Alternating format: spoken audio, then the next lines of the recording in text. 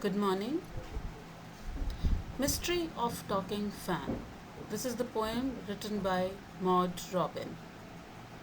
This poem actually focuses on the random voices or the sounds which we hear in our surroundings. Actually, they don't mean anything, there is no specific meaning of those sounds, but when we listen to them continuously, it seems that something is meant by those sounds. So let's read the poem. Is there a ceiling fan in the room where you are sitting now? Is the fan quiet or noisy?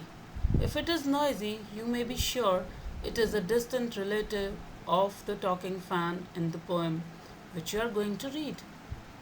So, the thing which we are going to do is that you may listen to many sounds around you. When you listen to them, they may sound familiar, they may sound saying something to you. So, right now, if you are sitting in the room and your ceiling fan is making certain kind of noise or it's producing certain kind of sounds, then you can be sure that it is the relative of a talking fan which poet has mentioned in this poem. Once there was a talking fan, electrical it his chatter. And the poet starts the poem like this that he is telling you about it in a story form. Like once there was a talking fan. A fan can't talk, but actually it has been used like a talking fan here. Electrical, his chatter, and his sound, the voices which he was producing were electrical. Like we speak in human voice, and fan spoke in electrical voice. I couldn't quite hear what he said. Obviously, I was not able to understand what it was saying, and I hope it doesn't matter. And I hope that talk which was said by fan was not that much important.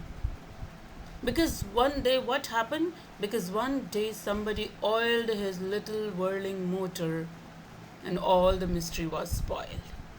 The poet says that I was curious. I wanted to know what the fan was saying, but I was not able to understand because its language, its chatter was electrical, and I don't understand that.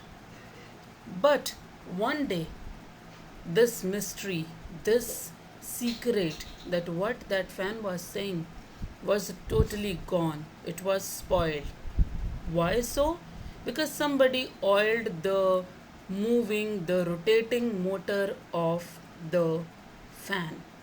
So I want to be able to understand ever what the fan was saying at that time when it was producing sounds. And all the mystery was spoiled. When somebody oiled it, all the mystery was spoiled. And he ran as still as water.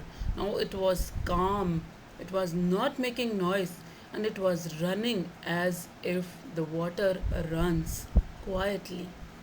So, mystery of talking fan was never revealed.